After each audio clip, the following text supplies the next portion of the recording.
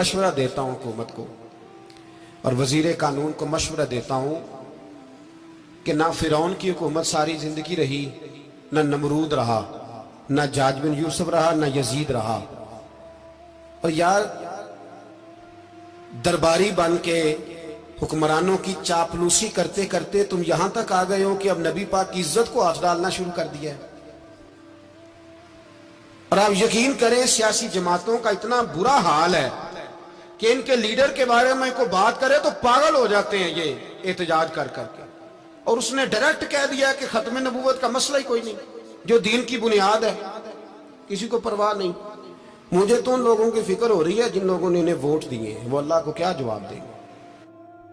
और ये अल्लाह माशाल्लाह सारी सियासी जमातें इस तरह की। और मेरा वजीर कानून साहब को भी मशवरा है कि जिंदगी बड़ी थोड़ी है, बड़ी थोड़ी। अल्लाह सबको माफ करता है, अपने रसूल के गद्दारों को माफ नहीं करता। और यहां तुम्हारी गाड़ियों पे झंडे लगे हुए हैं, वहां भी तुम्हारे झंडे लगेंगे, पर इसलिए लगेंगे कि ये गद्दार है नामों से रिसालत के। ये झंडे लगेंगे। शर्म करो और डर जाओ, बस कर दो।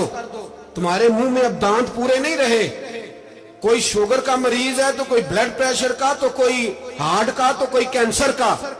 शर्म करो और अपनी कब्र की भी थोड़ी सी फिक्र करो। बताओ पाकिस्तान के कितने सदर गुजरे, वजीर आजम गुजरे, तो उनकी कब्रें कहां हैं?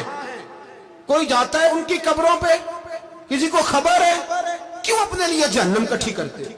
सारा कुछ दुनियादारी रह गई है, सारा कुछ सिर्फ यही रह गया। हजरत अबू बकर सरदार थे, हजरत उमर सरदार थे कबीले, हजरत उस्मान सरदार थे। उन्होंने सरदारियों को ठोकर मार के रसूलुल्लाह के कदमों में बैठना पसंद किया। सरदारियां छोड़ के गुलाम बन गए। तुम सरदारियां बचाने के लिए रसूलुल्लाह की गद्दारी करते हो, शर्म नहीं आती।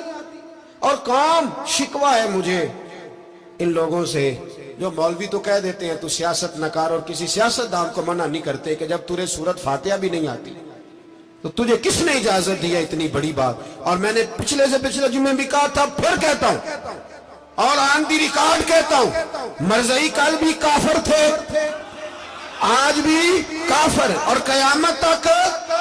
और जो उनके कुफर में शक करे वो भी, और पक्का बेईमान है, काफिर है। वो वजीर कानून हो या सुबाई हो या विफाकी हो, मन शक्का फी कुफर ही फकत कफर।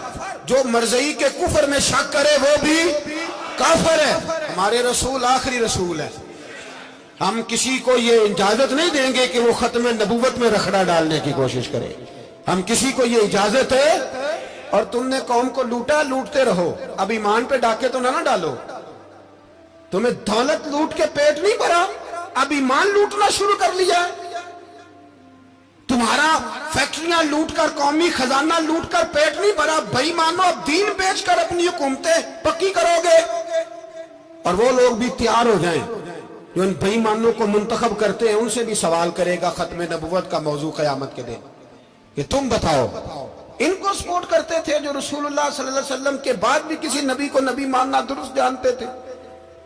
शर्म आनी चाहिए, ख्याल होना चाहिए। और मैंने कहा कि हमारा दिल नहीं चाहता, आप यकीन करें, हमें शौक है जुलूस निकालने का, तुम्हारे खिलाफ बातें करने का। तुमने रोज थर्मामीटर निकाला होता है, चेक करते हो कि ईमान कितना है कितना नहीं है। ये पाकिस्तान अगर सूबा सिंध है तो हजरत अब्दुल्ला शाह गाजी का है, अगर बलोचिस्तान है तो हजरत बाबा अब्दुल रहमान का है, और अगर पेशावर है तो वो सूफिया का है, और अगर ये धरती पंजाब है तो ये दाता अली अजमेरी की है, ये बाबा फरीदुद्दीन की है। इसमें किसी गद्दार को कब्जा करने की इजाजत बिल्कुल नहीं मिलेगी। और हम वो लोग भी नहीं जो चुप करके अंदर सोते रहे, कौम जो करती है करती रहे, हमें परवाह नहीं ना, ऐसी कोई बात नहीं। कोई बंदा ना समझे कि इन्हें होश नहीं, इन्हें पता नहीं, हमें सारा कुछ ही आता है। फिर अगर कल को कोई मुमताज कादरी पैदा हो गया तो शिकवा ना करना, कल को कोई फिर से आमर चीमा निकल आया तो शिकायत ना करना, याद रखना।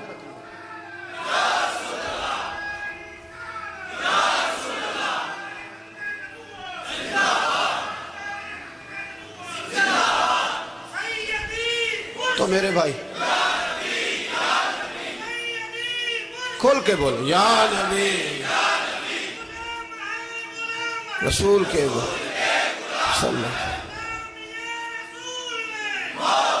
تو یہ مشورہ ہے،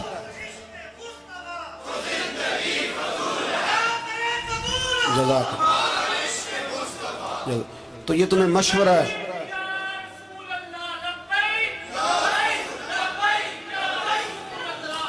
میری بات سنیں، یاد رکھیں، یہ لوگ بعد میں پچھتاتے ہیں، پھر مناظرے کراتے پھرتے ہیں، اس نے صحیح کیا کہ غلط کیا، پھر انہیں ہوش آتی ہے بعد میں، پھر ان کے ہواری نکل نکل کے میدانوں میں دلیلیں دیتے ہیں۔ اس لیے ہمارا مشورہ ہے انہیں کہ یہ اپنی حد میں رہیں، اور جو کام تمہارے ذمہ، میں نے کہا نا تم نے بڑا لوٹا، یہ قوم روز تمہیں موقع دیتی ہے لوٹنے کا، یہ موقع دیتی ہے، تو تم نے دولت لوٹ کے پیٹ نہیں بھرے، اب ایمان لوٹنے کے چکر میں آ گئے ہو۔ یاد رکھو، مسلمان گناہگار ہیں، غدار نہیں ہے۔ تمہیں دولت لوٹنے کا تو شاید موقع مل گیا ہے، پر ایمان لوٹنے کا موقع نہیں ملے گا، تو اس لیے اس کو لگام دو۔ اور ویسے بھی کتا جو پالتو ہوتا ہے نا، اس کو گھر کے اندر سنگلی سے باندھ کے رکھنا چاہیے۔ یہ تمہارے بوٹ چاٹتے ہیں، بھونکتے ہیں تمہارے حق میں، وزارتیں لیتے ہیں، ہم نے تو کوئی وزارت نہیں لی تم سے، اور نہ ہمیں شوق ہے، اس لیے کہ ممبری کیا کرنی ہے جس کو ممبر رسول عطا کر دیا جائے، اس نے کیا کرنی ہے یہ ممبریاں، اس کو پکا ممبر رسول دے دیا جائے، تو اس لیے اس سے باہر آؤ۔ میں نے کہا بڑے بڑے نمرود، فرعون، قارون دفن ہے، تمہارا بھی نام تک نہیں ہوگا، بالکل نام نہیں ہوگا۔ اس لیے ہمارا مشورہ، اور آپ لوگ بھی آئیں نا یہ اگلے سال، تو ان کو کھڑا کر کے پوچھ لینا، اسلامی جمہوریہ پاکستان کا تم نے MPM نے بننا ہے، پہلا کلمہ ہی صحیح سنا دو، چلو خدا کا واسطہ یہی بتا دو کہ تمہیں نماز بھی ڈھب سے آتی ہے کہ نہیں، اور آپ کی موج ہے، آپ بٹھا لیتے ہیں سر پہ، کیا کرے، سمجھانے والے مفت گناہگار ہو گئے اور بہکانے والے سب تمہارے یار ہو گئے۔ اس لیے یہ چھیڑتے ہیں جان بوجھ کے، اور پھر جب کوئی ممتاز قادری علیہ رحمہ پیدا ہوتے ہیں، پھر انہیں دشواری ہوتی ہے، پھر ان کا جینا مشکل ہو جاتا ہے، یہ موقع دیتے ہیں، پتہ نہیں کس کے ایجنڈے پہ عمل کر رہے ہیں۔ میرا سوال یہ ہے، میں نے پچھلے جمعے پھر میرا سوال ہے کہ میں پوچھتا ہوں، اس آدمی کو ضرورت کیا ہے ختم نبوت پر بات کرنے، جب امت مسلمہ کے متفق کا فیصلہ ہے کہ مرزائی کافر، اسمبلی نے بل پاس کر دیا کہ مرزائی، ان کو اقلیت قرار دے دیا، اور جب سے وہ اقلیت بنے، نہ ہم نے ان کی عبادت گاہ جلائی، نہ ہم نے ان کو قبروں سے نکالا، نہ ہم نے، بس ٹھیک ہے جیسے عیسائی رہتے ہیں، یہودی سے کس ملک میں رہتے ہیں وہ بھی رہے، اقلیت بن کرے، کوئی اعتراض، پر تم انہیں کھینچ کھونچ کے کیوں قریب کرتے ہو؟ تمہارا کیا جرانہ ہے ان کے ساتھ؟ بتاؤ تو صحیح۔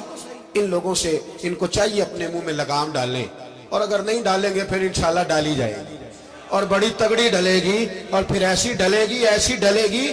سلمان تاثیر جب مرا تھا نا، تو 5-5 لاکھ روپیہ مولویوں کو آفر کی جنازہ پڑھاؤ، 5-5 لاکھ روپیہ چھوٹے چھوٹے مولویوں کو۔